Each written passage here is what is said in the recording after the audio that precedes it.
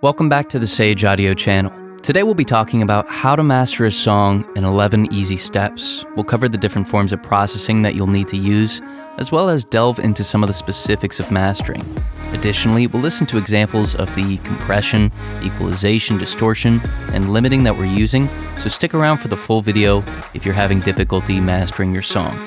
But first, if you're an artist, engineer, or producer, and you have a mix that you need mastered, send it to us at sageaudio.com. We'll master it for you and send you a free mastered sample of it. All you have to do is set up this account, upload the song, and we can do the rest. So step 1 is import your stereo mix into your DAW. So before you begin working on your master, you'll need to import the stereo file into your DAW. Now for many, this is as easy as dragging and dropping the file into the session. But if your DAW doesn't allow for that, then create a session with the same sampling rate and bit depth as the original mix, and then import the track into your session. Now keep in mind that you should be mastering your mix at its original sampling rate and bit depth. For example, if your mix has a 48 kHz sampling rate and 24 bit depth, then your mastering session should have these same settings. Step 2 is reduce the mix's amplitude with clip gain if it's too loud. Now this step should only be performed if your mix is too loud and you're unable to get a quieter version of the mix. Having a mix that's too loud can mean struggling to find enough headroom for your processing. Now if this problem is left unfixed, you may create clipping distortion when using processing. Now keep in mind that this clipping distortion can occur in between plugins and may not even show up on your meters, so having enough headroom is truly important when mastering. With that in mind, it's best to turn down the gain of the track instead of using the channel fader or another method. By reducing the gain with clip gain, you ensure that the amplitude of the mix is reduced prior to any processing taking place. Step 3, insert a mid-side equalizer and use subtractive equalization. Now that your session is prepared, you're ready to begin processing the signal and shaping it into the sound that you want. Insert a mid-side equalizer as the first plugin on your stereo track. For example, we'll be using the FabFilter Pro Q3. With this equalizer, we'll be performing subtractive equalization, meaning that we're only going to be using this equalizer to attenuate aspects of the frequency response. So the first thing that we're going to do is use a high-pass filter up to 15 Hz on the mid-image. We're going to make this slope 24 dB per octave. Now this won't be perceivable, but it achieves more headroom. Since frequencies below 20 Hz aren't perceivable, and can't be played back on most speakers, the frequencies aren't needed. Additionally, the energy that these frequencies have take up headroom. By cutting out these frequencies, you'll have more headroom and in turn can make the signal louder in the long run. The next thing that we're going to do is use a high-pass filter up to 135 Hz on the side image. We're going to make the slope of this high-pass filter 24 dB per octave as well. By attenuating the low frequency of the side image, you make the low frequency range mono, or only located in the mid-channel. Now this will keep your kick and bass focused, in turn making your master sound more driving and dynamic. Now the last thing that we want to do is, once your low frequency range is handled, listen to the higher frequencies and attenuate as needed. Now this attenuation will be more particular to the mix that you're working on. That said, I can't give you a set frequency that you should attenuate. Instead, listen critically to the mix and determine what needs to be adjusted. It's best not to attenuate the signal more than 2 to 3 dB when performing subtractive equalization.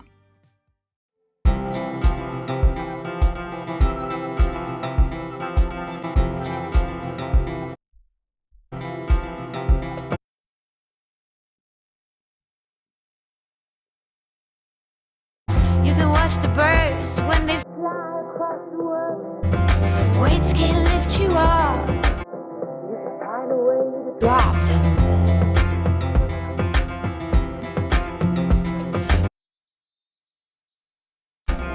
You'll be on top of them. Step 4, if needed, use compression. Now compression won't always be needed when you're mastering. In fact, it's an often overused form of processing. But if you intend to make your master loud, you'll need to use compression to control the dynamics before amplifying the signal. Now, how you compress your master is going to depend on the genre. Some forms of compression are better suited for dance music. For example, the compression retains transients and dynamic detail. Another example would be funk music. The compression used for this genre typically glues the sound together, meaning a longer release time will be used, and optical compression might be used too. Now, regardless of the type of compression, try not to attenuate the signal more than 3 dB unless needed. Again, first ensure that compression is needed at all.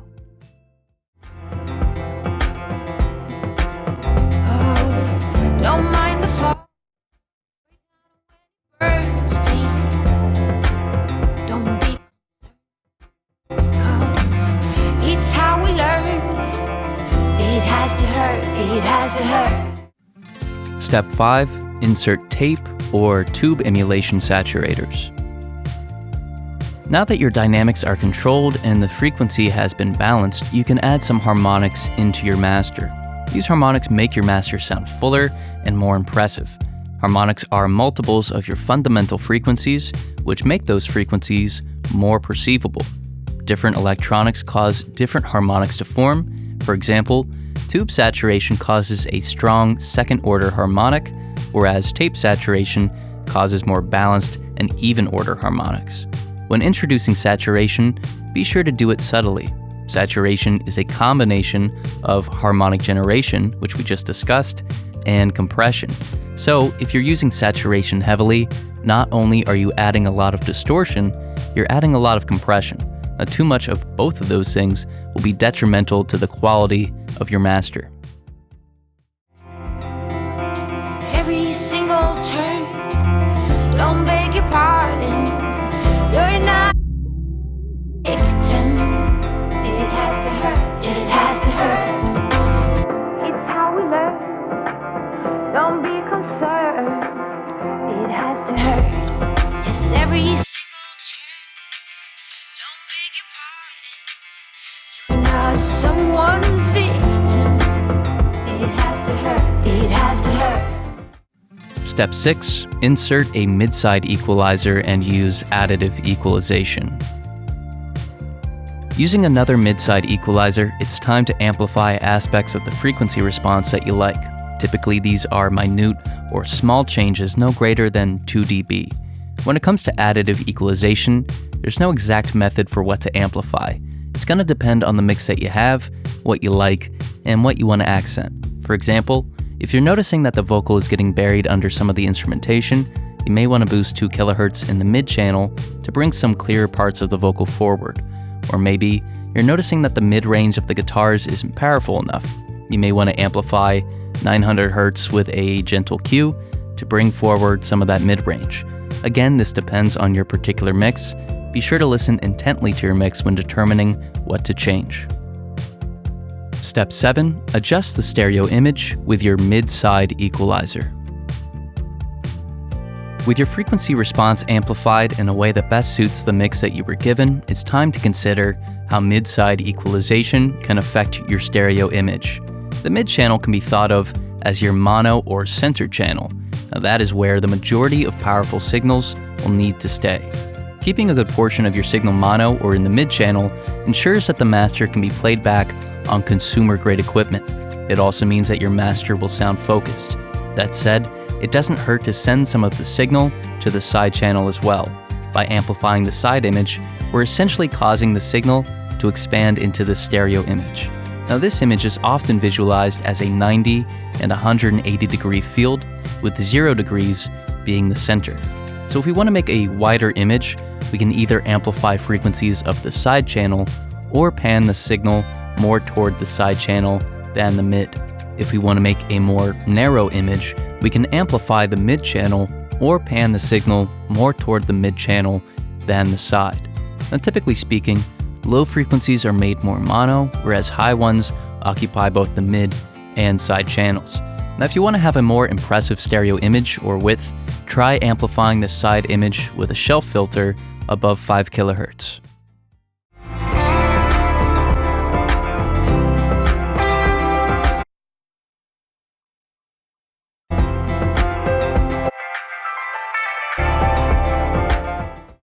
Step 8. If wanted, set up an auxiliary track for parallel compression. If you're trying to create a more aggressive sounding master, parallel compression can be helpful. So let's break this down into steps. Step 1 would be to create a bus from your channel strip. Depending on the DAW that you're using, this will either create an auxiliary track automatically, or you'll need to make one. Step 2, set the send of this bus to unity or 0 dB. Bring the channel fader of the auxiliary channel down to a low volume. Step 3, insert a compressor on the auxiliary channel and heavily compress the signal. Then slowly introduce this heavily compressed signal back in with your original signal by increasing the value of the channel fader. Now typically I have my parallel compression peak at -18 dB on the channel fader's metric, but feel free to introduce this a little more aggressively if you want. By using parallel compression, you'll heavily compress the signal, but keep things subtle enough by having the effect be a wet-dry blend with the original signal. Parallel compression can be used instead of regular compression and is often helpful if you're trying to achieve an overall greater loudness for your master.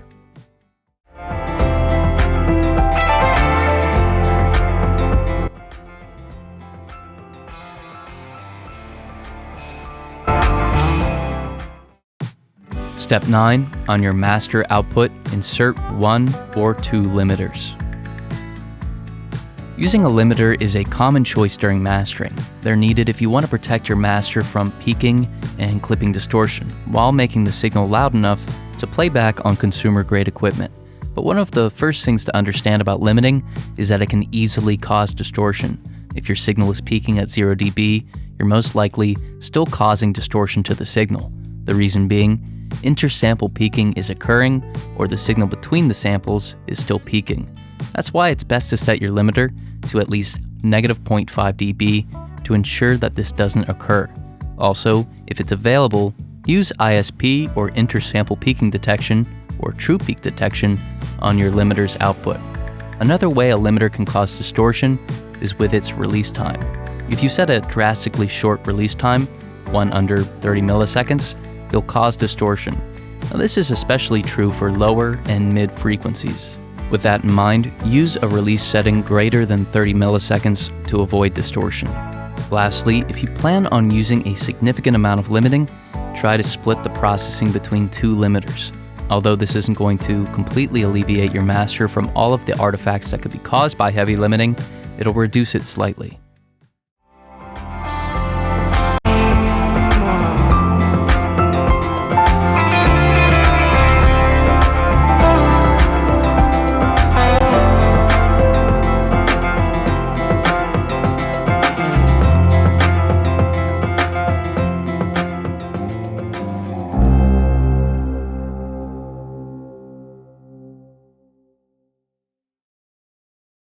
Step 10. Monitor the loudness of your song with an LUFS and dB True Peak meter. While you're introducing limiting, also keep an eye on the signal's loudness and the true peak value. The loudness can be measured by using an integrated LUFS meter, whereas the peak should be monitored with a true peak meter. A good range for the loudness of your master is -16 LUFS to -9 LUFS. -16 LUFS will be suitable for quieter genres in which dynamics are incredibly important. -9 LUFS is a louder and more compressed master, which will be more suitable for pop and rap masters. When monitoring the dB true peak of your signal, be sure that it doesn't go above 0 dB. As stated previously, it might be better that the signal doesn't pass -0.5 dB true peak. Now, this is especially true for any master that will be uploaded online, as this process may change the amplitude of the signal by up to 0.5 dB. Keep in mind that various streaming platforms will introduce something known as loudness normalization. Now, this process will turn your signal up or down depending on its integrated LUFS, and is ultimately going to affect how loud you make your master. Step 11. Export your master and review it. Once your master is finished and you're confident in the settings that you've chosen, it's time to export the file of the master. When exporting your master, it's best to know how the master is going to be distributed. If the master will be put on CDs, it's best to export it at 44.1 kHz sampling rate with a 16-bit depth. In this instance, if the mix was originally 24 bits, you'll need to use dithering. If your master will be distributed using a streaming service like Spotify, you can export it as a 48 kHz 24-bit file, as most distributors will accept this larger file size. If you're mastering a track for someone else, it's always nice to export an MP3, a 44.1 kHz 16-bit wave, and a 48 kHz 24-bit wave.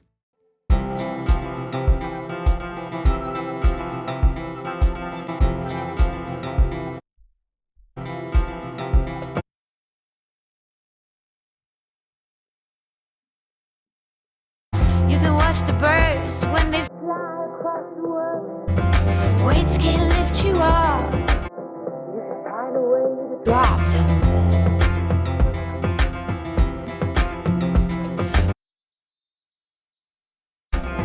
You'll be on top of them. Oh, don't mind the fall. Birds, please. Don't be. It's how we learn. It has to hurt, it has to hurt. Every single turn. Don't beg your pardon. You're not a victim. It has to hurt, just has to hurt. It's how we learn. Don't be concerned. It has to hurt. Yes, every single turn. Don't beg your pardon. You're not someone's victim. It has to hurt. It has to hurt.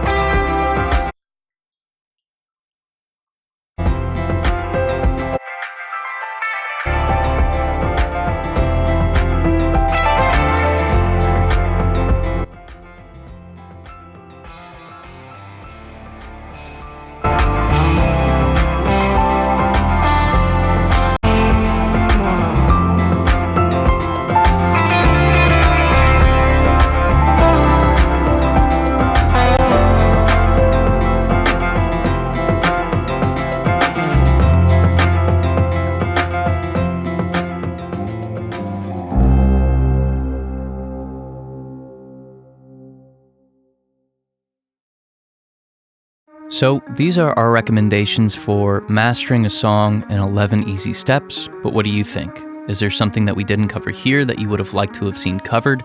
Let us know in the comments section below. Also, if you're an artist, engineer, or producer, send us one of your mixes at sageaudio.com. We'll master it for you and send you a free mastered sample. All you have to do is set up this account, upload the song, and we can do the rest. But thank you so much for watching. We really hope you enjoyed it. If you did, please like and share this video with your friends. This way we know if you'd like to see more videos like this one. Also, you can subscribe to the channel. We release new videos every week, and subscribing is the best way to stay up to date. There's a comment section where you can leave your thoughts on this video or make a suggestion for a future video. And again, if you're an artist or an engineer and you have a mix that you need mastered, send it to us at sageaudio.com. We'll master it for you and send you a free mastered sample of it. Thank you so much for watching. We'll see you in the next video.